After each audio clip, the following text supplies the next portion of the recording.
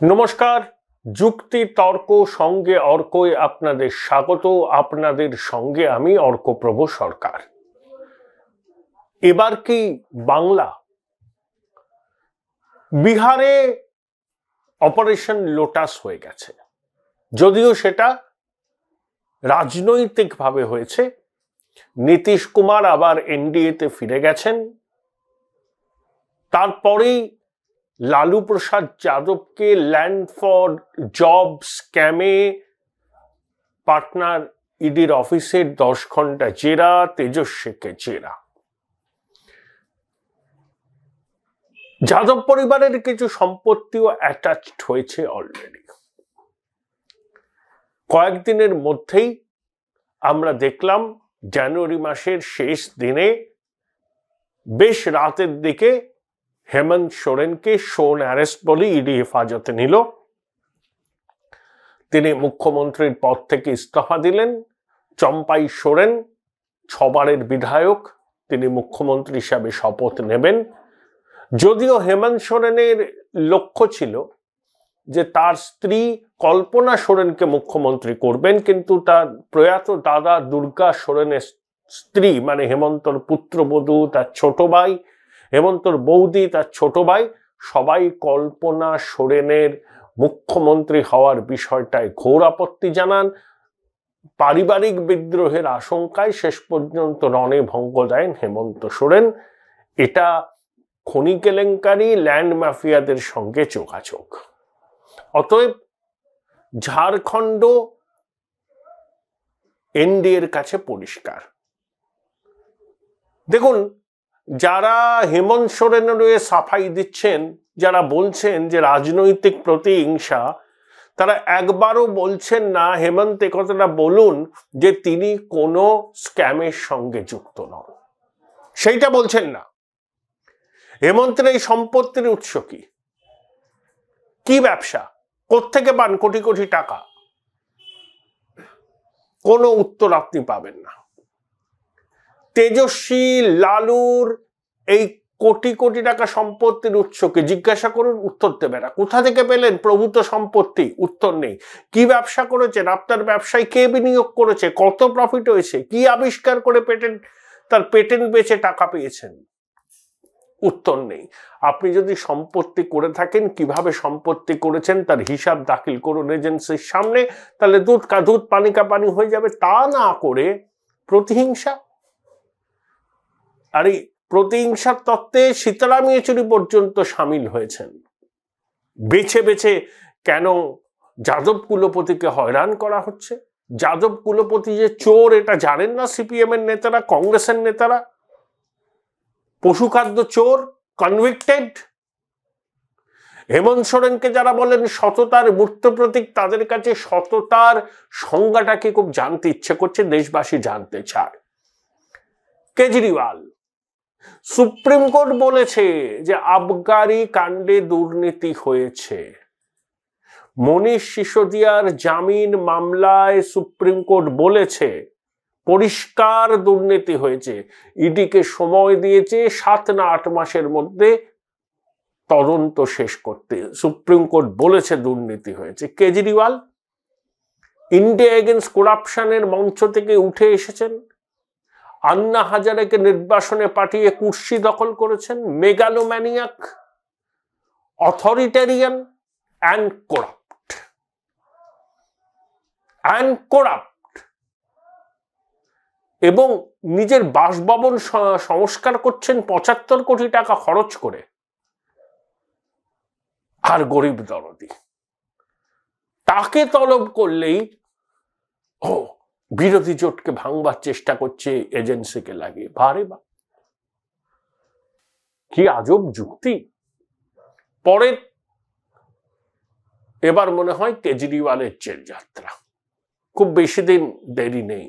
যেভাবে তিনি সমন এড়াচ্ছেন, যেভাবে পালিয়ে পালিয়ে বেড়াচ্ছেন, এবার হয়তো কোনোদিন দেখবেন তার বাসভবন থেকে ইডি তাকে অভিযান চালাবে, কেন্দ্রীয় বাহিনীর জওয়ানদের দিয়ে ঘিরে রাখা হবে জায়গা, এবং কেজরিওয়ালকেও তারা হেফাজতে নেবে তদন্তে অসহযোগিতার জন্য। তাকে অভিযুক্ত না সাক্ষী হিসাবে ডাকা হচ্ছে সেটা নিয়ে নাকি জেনারেল বুঝতে পারছেন না। উনি সব বুঝতে পারছেন যে এজেন্সির কাছে এমন তথ্য প্রমাণ আছে, তাই সেই তথ্য প্রমাণের জাল কেটে তার বেরোনো মুশকিল, তাই তিনি তার উত্তরাধিকারী খুঁজছেন। বলছেন যে বিরোধী জোটকে ভাঙার চেষ্টা করছে এজেন্সিকে দিয়ে। এই ধরনের কথাবার্তার এখন কি কোনো গ্রহণযোগ্যতা আছে? Any takers? রাজমহল পাহাড়ের ওপারে যে ভারতবর্ষ, সেখানে তো অপারেশন লোটাস হলো, ইডির অভিযান হলো, এবার কি আমাদের ঈশ্বর পরিত্যক্ত বঙ্গে? এটাই কিন্তু আলোচনার কেন্দ্রবিন্দু। স্বাধীনতা উত্তর পশ্চিমবঙ্গের সব থেকে বড় বড় আর্থিক অপরাধ এই জমানাতে সংগঠিত হয়েছে। এটা নিয়ে আমার মনে হয় কারুর কোনো দ্বিমত থাকার কথা নয়। অতি বড় তৃণমূল সমর্থক অন্তত এইটুকু মানবেন যে তাদের পরিবারের ছেলে মেয়েদের চাকরিগুলোও কিন্তু চোরেরা বাজারে নিলাম করেছে টাকার বিনিময়ে। মিড ডে মিলে দুর্নীতি হয়েছে, পুরো নিয়োগে শিক্ষক অশিক্ষক, খাদ্যচোর বালু, এই হচ্ছে পরিস্থিতি। কয়েকজন মন্ত্রী, এই কয়েকজন নেতা তিহারে গড়াগড়ি খাচ্ছেন, কেউ পয়লা 22-এ আছেন, কেউ প্রভাবশালীদের নিরাপদ আশ্রয়স্থল, অনেকে বলেন SSKM-এ আছেন। দ্বিতীয় সর্বোচ্চ প্রভাবশালীকে বহুবার জেরা করা হয়েছে, রক্ষা কবচ নিয়ে আছেন। এই আদালত ও আদালত, দামি দামি আইনজীবীকে নিয়োগ করে এই বিচারপতি পছন্দ নয়, এই বিচারপতির এজলাসে মামলা হবে না, অন্য জায়গায় হোক। বৈভবের আস্ফালন, মুখে বড় বড় কথা। লোকে বলছে যে এতই যদি সততার বড়াই করেন তাহলে কোর্টে যাচ্ছেন কেন রক্ষা কবচ চাইতে? বীর বিক্রমে যাবেন, এজেন্সির তলব পেলে বীর বিক্রমে বেরিয়ে আসবেন, কোনো অসুবিধা নেই তো। তাহলে মানুষ বুঝবে না আপনারা সত্যি, আপনার বলা আর করা দুটো একরকম বলছেন, অন্যরকম কাজ করছেন তা নয়। আপনি যা বলেন এবং আপনি যা করেন তার মধ্যে মিল আছে। দেখুন, এজেন্সির অভিযান যে হতে পারে সেটা নিয়ে শাসক দল একটা আন্দাজ করছেন, সম্ভবত ফেব্রুয়ারি মাসেই হতে পারে। সেটা যাতে ঠেকানো যায়, যাতে প্রভাবশালীদের জেল যাত্রা না হয়, সেই জন্য মমতা বন্দ্যোপাধ্যায়ের কি নিদারুণ প্রয়াস। রাহুল গান্ধী বিহার থেকে ঢুকলেন বাংলায় ন্যায় যাত্রা করতে, মালদা হয়ে মুর্শিদাবাদ যাবেন। তার গাড়ির কাঁচ, গাড়ির পিছনের কাঁচ ভেঙে চুরমার। একটা কথা আছে না, সিনেমায় বলে রাসমান এফেক্ট, মানে একটা ঘটনাকে 4 রকম ভাবে ব্যাখ্যা করা। অধীর চৌধুরী বলছেন যে পশ্চিমবঙ্গের সীমানায় ঢোকার পরই আক্রান্ত হয়েছে তার গাড়ি। কারা আক্রমণ করেছে সেটা সাংবাদিকদের বুঝে নিতে বলেন। আবার কংগ্রেসের সোশ্যাল মিডিয়া সেলের ইনচার্জ সুপ্রিয়া সিনেতের ব্যাখ্যা যে ভিড়ের চাপে দড়িতে টান লেগে কাঁচ ভেঙে গেছে। জয়রাম রমেশ বিষয়টাকে গুরুত্ব দিতেই চায়নি, ইত্যাদি ইত্যাদি। মানে একটা ঘটনার 3 রকম ব্যাখ্যা, একে বলে রাসমান এফেক্ট। যারা ওই সিনেমাটির চর্চা করেন তারা জানেন এই শব্দবন্ধটা। একটা ঘটনাকে বিভিন্ন জন বিভিন্ন রকম ভাবে ব্যাখ্যা করছেন, তাতে অবজেক্টিভ অ্যানালিসিস হয় না, যে যার নিজের মতকে সামনে রেখে ঘটনার বিশ্লেষণ করেন। অবশ্যই কালার্ড ওপিনিয়ন এখানে উঠে আসে। মমতা বন্দ্যোপাধ্যায় বলেছেন যে এটা বিহারে হয়েছে, কাটিহারের দিকে। তিনি এসবের সমর্থন করেন না। গান্ধী পরিবারের সঙ্গে তার ব্যক্তিগত সম্পর্ক আছে, কিন্তু কোনো রাজনৈতিক সম্পর্ক নেই। রাহুলকে বসন্তের কোকিল বলে কটাক্ষ করেছেন। আচ্ছা, রাহুল গান্ধী যেখানে যেখানে ন্যায়যাত্রা করছেন, মমতা বন্দ্যোপাধ্যায় সেখানে সেখানে যাচ্ছেন, পদযাত্রা করছেন। এত ভয় কংগ্রেসকে? Join Indian Institute of Hotel Management now. Right choice, right decision. কোন কোন জায়গায় গেলেন দেখুন, মালদা, মুর্শিদাবাদ, দিনাজপুর ও কোচবিহার থেকে শুরু হয়েছে।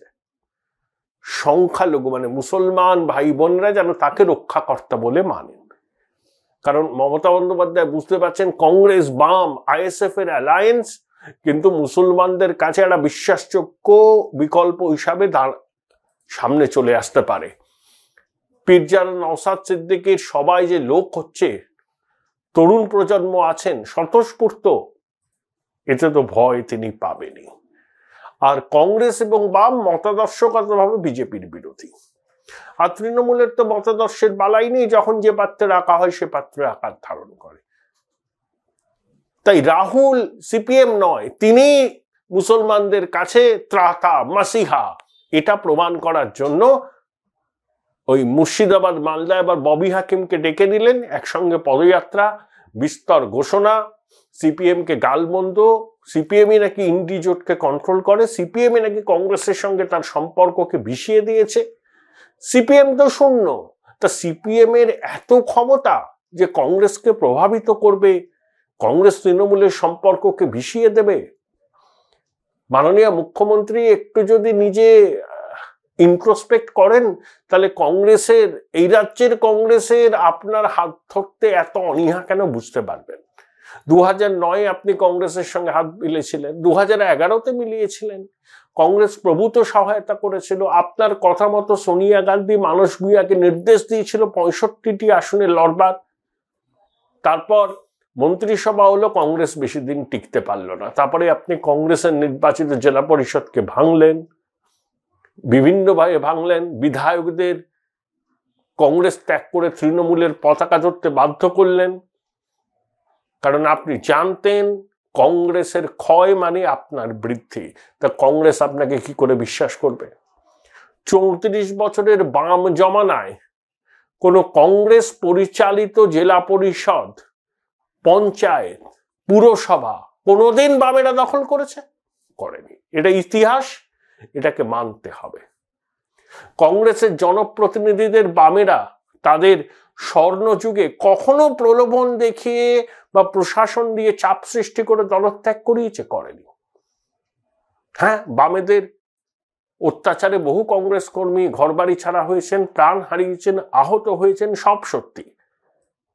রাজনৈতিক লড়াই হয়েছে, কিন্তু দলত্যাগ করানো, নির্বাচিত জনপ্রতিনিধিদের কিনে নেওয়া, টোপ দেওয়া, নির্বাচিত বোর্ডকে ভেঙে দিয়ে দখল করা, এসব বামেরা করেনি, তৃণমূল করেছে কংগ্রেসের সাথে। তাই কংগ্রেস কবার এই ভুল করবে না, এরা কবার বেলতলায় যায়। Rootless wonder Jairam Ramesh, Supriya Smith কি বলছেন ছেড়ে দিন। জয়রাম রমেশ কোনো একটি লোকসভা কেন্দ্র থেকে দাঁড়িয়ে জিতে আসুন। আমার মনে হয় জয়রাম রমেশও সব জানেন, সুপ্রিয়া স্মিথও সব জানেন, কংগ্রেস নিজের গায়ে ঘাড়ে এই সমঝোতা ভাঙার দায়টা নিতে চাইছে না। তারা পুরোটা দায় তৃণমূলের ঘাড়ে চাপাতে চাইছে, বলতে চাইছে আমি তো কত চেষ্টা করেছি, কত বার্তা দিয়েছি, কিন্তু মমতা দিদি রাজি হলেন না। এটাই তো বলবে। মমতা দিদি আদর্শ বিজেপি বিরোধী লড়াইয়ের তিনি এক যোদ্ধা। ফিলার পাঠিয়ে যাচ্ছে, জয়রাম রবি ইচ্ছে করে ফিলারটা পাঠাচ্ছে যাতে এই সমঝোতা ভাঙার দায় কংগ্রেসের ঘাড়ে না পড়ে, যাতে এ রাজ্যের মুসলমানরা অন্তত কংগ্রেসকে দোষী না ঠাওরায় যে তারা একটা অ্যালায়েন্স ভেঙে দিল।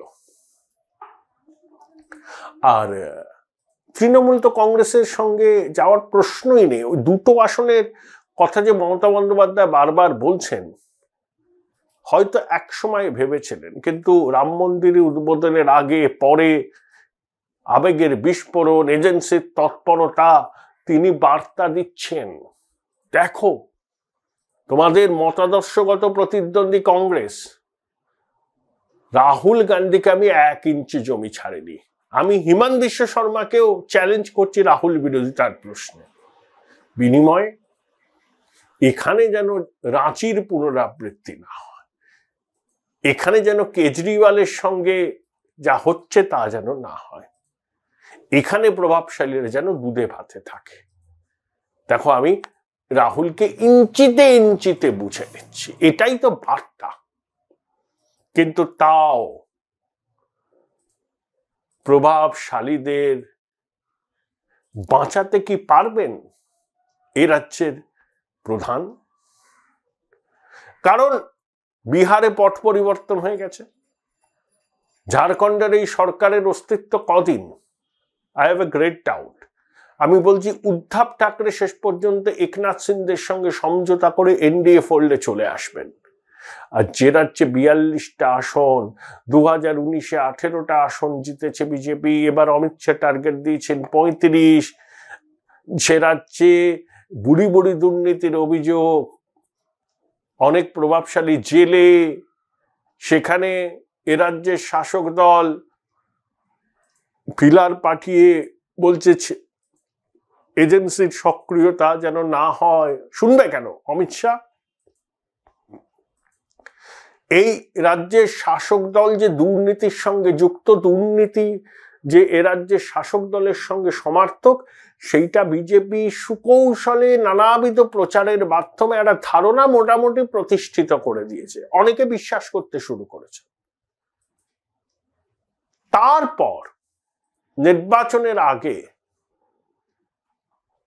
এজেন্সির তৎপরতা বহুগুণে বাড়বে এবং প্রভাবশালীদের দরজায় পৌঁছে যাওয়াও বিচিত্র কিছু নয়। হেমন্ত সোরেন আদিবাসী আবেগকে উস্কে দিয়ে রাজনীতির খেলা খেলতে চেয়েছিলেন, সফল হননি। কেজরিওয়ালও সফল হবেন না। তবে রাম মন্দির উদ্বোধন হয়ে গেছে, বাজেটও হয়ে গেল, সামনে আর বড় সেরকম ইভেন্ট নেই, নির্বাচনের দিন ঘোষণা। তার আগে কোর্টের তো নির্দেশ আছে, তদন্তে তো কোথাও কোনো বাধা নেই এবং ওয়াকিবহাল মহল বলছে কেন্দ্রীয় এজেন্সির কাছে প্রভাবশালীদের বিরুদ্ধে পর্যাপ্ত প্রমাণ আছে, তথ্য আছে, এখন শুধু সবুজ সংকেতের অপেক্ষা প্রভাবশালীদের বিরুদ্ধে কঠোর পদক্ষেপ নেয়ার প্রশ্নে। তথ্যবিজ্ঞ মহল বলছে সেই সংকেত এজেন্সি পেয়ে যাবে। যতই এ রাজ্যের শাসক দল কেন্দ্রের শাসক দলকে ফিলার পাঠান না কেন, কাজ কিছু হবে না।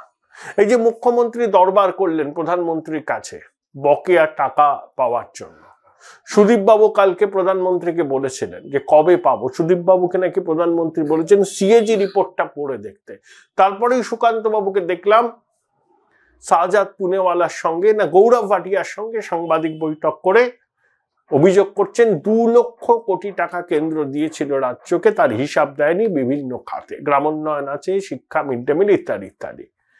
তাহলে মুখ্যমন্ত্রী দরবার করেছেন, কমিটির বৈঠক হয়েছে, কিন্তু হিসেব না দিলে যে টাকা পাওয়া যাবে না সেটা কেন্দ্রীয় সরকারের সর্বোচ্চ মহল থেকে পরিষ্কার করে দেওয়া হয়েছে। তাই কোন রকম আপোষ সমঝোতার প্রশ্ন নেই, সংঘাত আরো তীব্র হবে এবং নির্বাচন ঘোষণার আগেই আমার মনে হয় যে প্রভাবশালীদের দরজায় কড়া নাড়বে কেন্দ্রীয় এজেন্সি। তাই অনেক প্রভাবশালীর রাতের ঘুম উবে গেছে এই আশঙ্কায়।